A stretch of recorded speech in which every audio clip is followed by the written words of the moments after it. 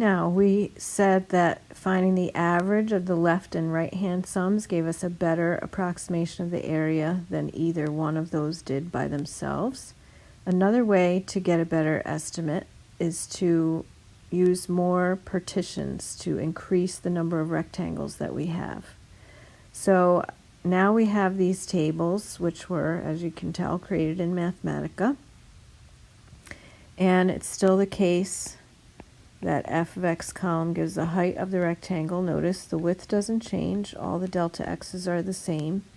And then we have area. So we've got 8 partitions. That means n equals 8. It's still the case that A is 1 and B is 3. A we'd actually can call x0, and then x1, x2, etc. And then B, which is also x8, is 3. And x7, etc. And so this delta x, now we're taking the same interval from 1 to 3 and dividing that into 8 pieces. So that makes each subinterval or each rectangle width a quarter, or 0.25 if you prefer, as it is in the computer. And so if we want the left-hand sum in this case, notice again there are 8 rows in this table, 9 rows in the table, and we only need 8 areas. The first left rectangle area is the first row in the tables. My first subinterval is from 1 to 1 1/4, so each subinterval now is width 1/4. And I take the left endpoint at x equal 1, and that height of 7, f of 1, is the height of the rectangle that I want. So I only actually need the first 7 rows to get me the left-hand sum. And you may want to draw yourself a picture if you're not following this completely, and do that dividing up in the picture. But basically, I want to add up these, so say this is A1, A2, A3, etc. And here is A8, right? So I have 8 areas that I want to add together. And so if I were to add all these, each is the area of a rectangle, a left rectangle, and you can just trust me, if you add all these together, you're actually going to get 42. Okay, and note to self, last time the left-hand estimate was 37. This estimate, right, the 42, is bigger than when we used 4 partitions.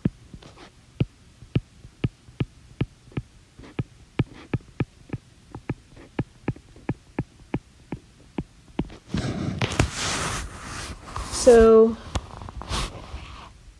hopefully that makes sense to you.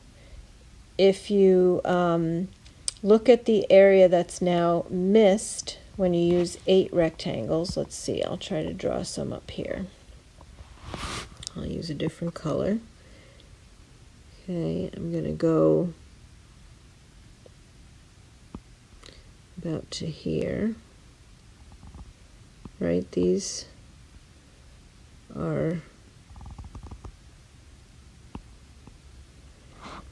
8 rectangles. So when I use 8 rectangles, basically what happens is the amount that I'm missing that's under the curve but not captured in the rectangles is not as big as it was before.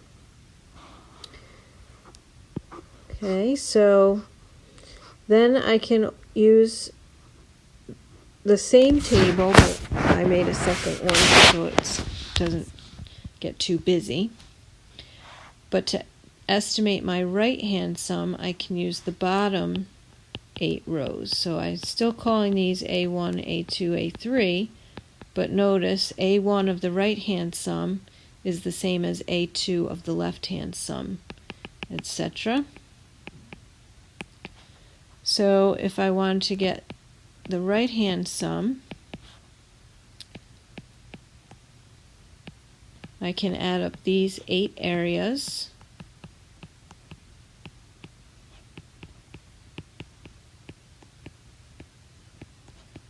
And, whoops, last one's 12.75.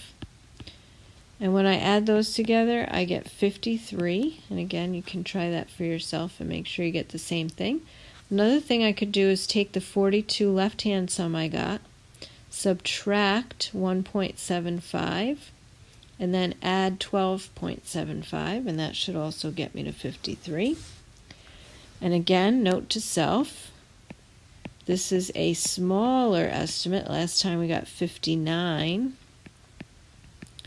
Right, so now this right-hand estimate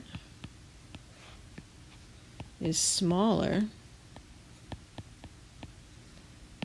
than when we used 4 partitions, than when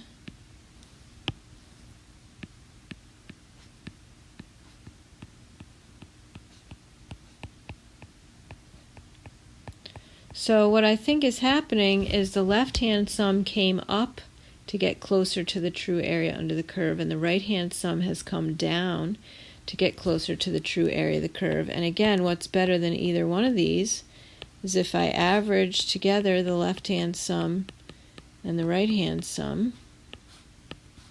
So now if I take 42 and 53 and cut them in and add that together and divide that in half, I get 47.5. So I think that 47.5 is an even better estimate for the area under the curve than the average of 47 was that we got, 48, I'm sorry, that we got previously. So when I use more partitions and more rectangles, my left estimate is better, my right estimate is better, and the average will be even better than either of those. Now, there's a website you can use, and there are plenty of good pictures in your book as well. I strongly recommend that you make sure you read through this section in your book and look at the pictures of the rectangles that they have.